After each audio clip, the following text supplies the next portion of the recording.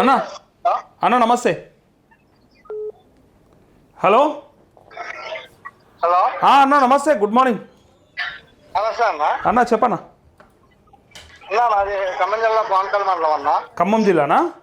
నేను గత నెల నుంచి మీకు కాల్ చేస్తుంటే మీరు లిఫ్ట్ చేయట్లేదన్న. నిన్న 10 సార్లు కాల్ లిఫ్ట్ అయినా కూడా మీరు వస్తలేదన్న. అరే సారీ అన్న, ఇప్పుడు మాట్లాడన్నా. సారీ సారీ సారీ, ఏమన్నా బాధ అనిపిస్తే. బాధ లేదన్న, రైతు రుణమాఫీ కాలేదన్న. చెప్పండి అన్న చెప్పండి, ఎంత ఉన్నది నీకు లోను? నాకు 2,90,000 ఉంటే 90,000 ఆగస్టు 12వ తారీఖు కట్టాను. ఓకే, ఇప్పుడు నా వార్తలు చూస్తున్నాను. డైలీ చూస్తాను. డైలీ చూస్తావు కదా. నేను 2 లక్షల కంటే మీదున్నోళ్ళ కోసం ఏం చెప్పినా చెప్పన్న ఒకసారి. అవుతుందని చెప్పారన్న. ఎప్పుడు అవుతుందని చెప్పినాను? అంటే ఈ పైనది కట్టాలన్నా వద్దా అని ఎప్పుడైనా చెప్పినా? చెప్పలేదన్న. మీరు పైనది కట్టొద్దని చెప్పినా నేను. అదే అన్న, కట్టొద్దని చెప్పి. మరి కట్టొద్దని చెప్తే మీరు ఎట్లా కట్టిరు? మరి ఎవరిని నమ్మిరు మీరు?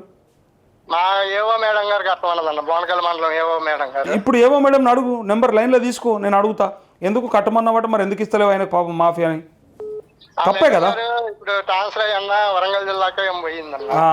అట్లనే ఉంటుంది మరి. వాళ్ళు చెప్పిండే. ఇప్పుడు నేను నా వార్తలలో క్లారిటీగా చెప్తున్నా డైలీ, 2 లక్షల కంటే పైన వాళ్ళు ఎవ్వరు హైరాణ పడొద్దు.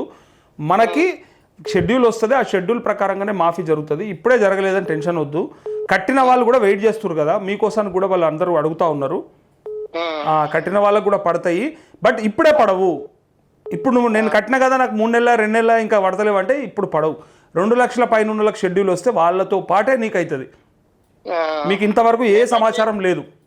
మేము బట్టి గారికి కూడా కాల్ చేస్తే ఆ సార్ కూడా లిఫ్ట్ చేయట్లేదు. మా ఎమ్మెల్యే గారు బట్టి గారు. ఎమ్మెల్యే గారు బట్టి గారేనా? అవును సార్.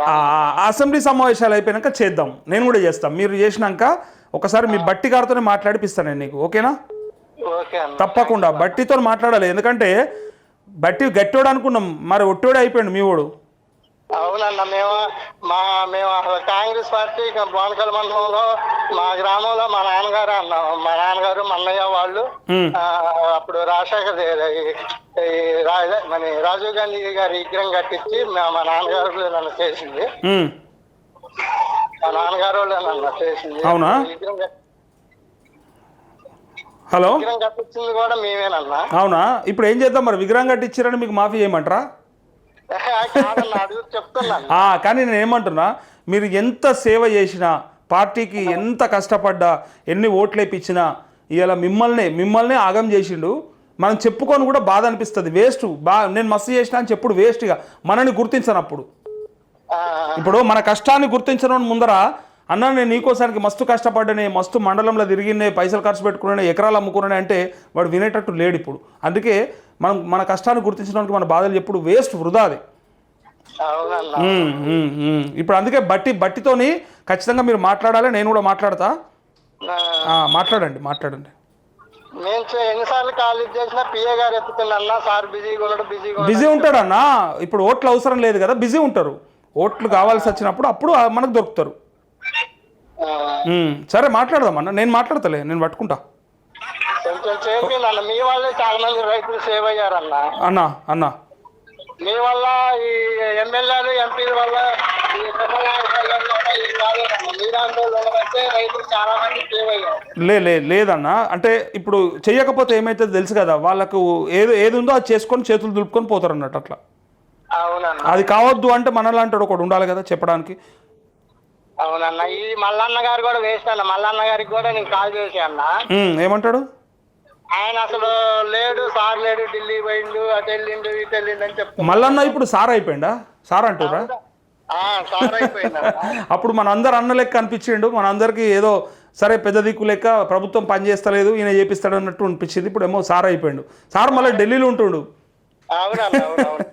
కానీ ఓకే, ఏ వేస్ట్ గాళ్ళు అయిపోయారు అన్న వీళ్ళంతా. పాపం కేసీఆర్ గారిని వాడగొట్టుకొని జనం చాలా మంది ఏడుస్తున్నారన్న. అంతేనా? వాస్తవాన్ని ఇది.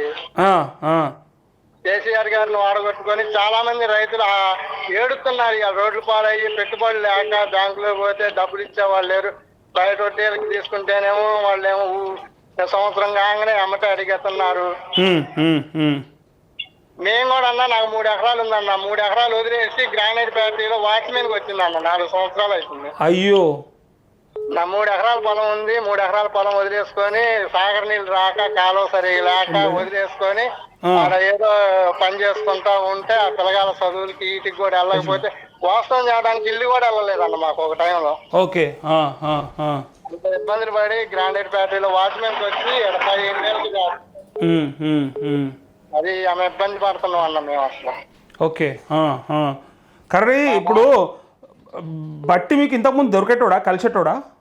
కలిసేటోడు అన్న. నేను బట్టి గారు నేను మదర్లో కాంట్రాక్ట్ వర్కులు కాడ రోడ్డు కాంట్రాక్ట్ వర్కులు కాడ పని చేసేటప్పుడు బట్టి గారు మేము బట్టి గారు అప్పుడు కూడా తిరిగినాం అన్న. కలిసేది ఫోన్ చేస్తే అప్పుడు బాగానే మాట్లాడేది. ఇది ఇప్పుడు బట్టి ఏంది ఇప్పుడు గట్టోడా ఉట్టోడా?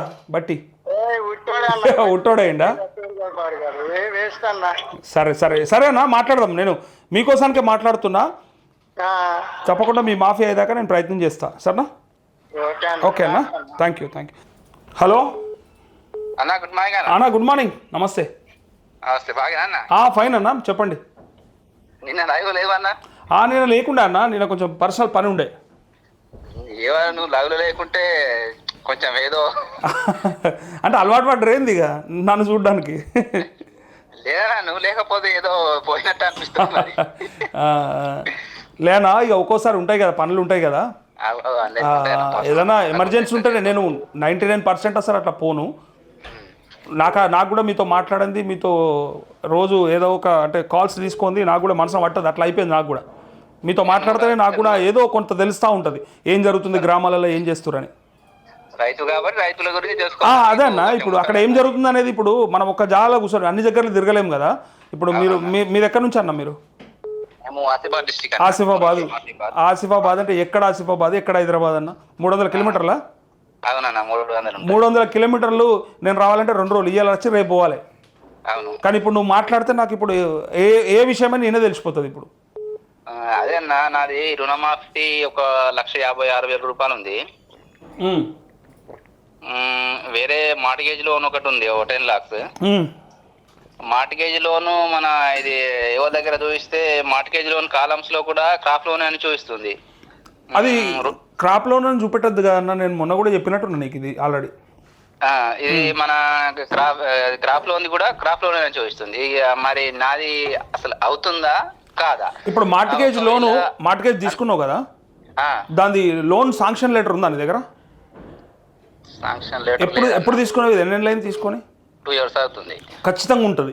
నీ మెయిల్ కన్నా పంపిస్తాడు, మెయిల్ పంపకపోతే నీకు ప్రింట్అవుట్ అని ఇస్తాడు. ఇప్పుడు అన్నా ఏంటన్నా సంపాదించి ఫస్ట్ లోన్ శాంక్షన్ లెటర్ పట్టుకొని నాకు వాట్సాప్ చేయి. ఓకే, ట్రై చేస్తాను. ట్రై కాదు, ఖచ్చితంగా ఉంటుంది అన్న. శాంక్షన్ లెటర్ లేదు నీకు లోన్ ఎట్లా ఇస్తాడు? ఇప్పుడు మరి కావాలంటే ఈ 10 lakhs కట్టమంటారా? అట్లొద్దు. నేను ఏమంటున్నానే, నేను ఇప్పుడు క్లారిటీ ఇస్తున్నా. లోన్ శాంక్షన్ లెటర్ కనుక దొరికితే ఆ శాంక్షన్ లెటర్ నాకు పంపితే నేను చదివి లేదా బ్యాంక్ మేనేజర్తో మాట్లాడి దాంట్లో అసలు ఏమని ఇచ్చాడు నీకు లోను, మార్టిగేజ్ అని ఇచ్చిండా లేదంటే క్రాప్ లోన్ కింద ఇచ్చిండా తెలుసా? క్రాప్ లోన్ అయితే అంత ఎలిజిబిలిటీ ఉండదు. లేదన్న, ఎన్ని ఎకరాలు ఉంది నీకు భూమి? ఆల్రెడీ మార్టిగేజ్ చేసి ఇచ్చిన. ఎన్ని ఎకరాలు ఉంది భూమి? 12. అందుకే నేను అంటున్నా, ఒకసారి ఆ శాంక్షన్ లెటర్ పట్టుకో, లేదా మళ్ళీ బ్యాంక్లో కూడా ఉంటుంది, వాళ్ళు జిరాక్స్ ఇవ్వమంటే ఇస్తారు. ఆ ఫైల్లోకి వెళ్ళి ఒక్కసారిగా శాంక్షన్ లెటర్ పట్టుకో. దాన్ని బట్టి మనం ఏమోని అడుగుదాం. ఇది మార్టిగేజ్కి సంబంధించిన లోనే కదా, అంటే కుదబెట్టి తీసుకుందే కదా. దీనికి క్రాప్ లోన్కి ఎట్లా సంబంధం అయితే చెప్పుండ్రి. వ్యవసాయానికి సంబంధించిన పంట రుణం దీనికి సంబంధం లేదు కదా. మీరు ఇచ్చిన గైడ్ లైన్స్లో ఏమన్నా ఉందా అని అడుగుదాం. అట్లా నేను అదే మేడం అడిగిన, అడిగితే 1 month వెయిట్ చేయి వస్తుంది అన్నది. నేను అడుగుతాను. నేను ఇంకా పై అధికారులను అడుగుతా, జర నాకు పంపది దొరికితే. నువ్వేం ఫికర్ చేయకు, అది సంబంధమే లేదని చెప్పిన విషయం నాకు ఎరుకుంది. అందుకే నాకు ఎవరైతే చెప్పినారో ఆయన అడుగుతా నేను. ఓకేనా? ఓకేనా, థ్యాంక్ యూ.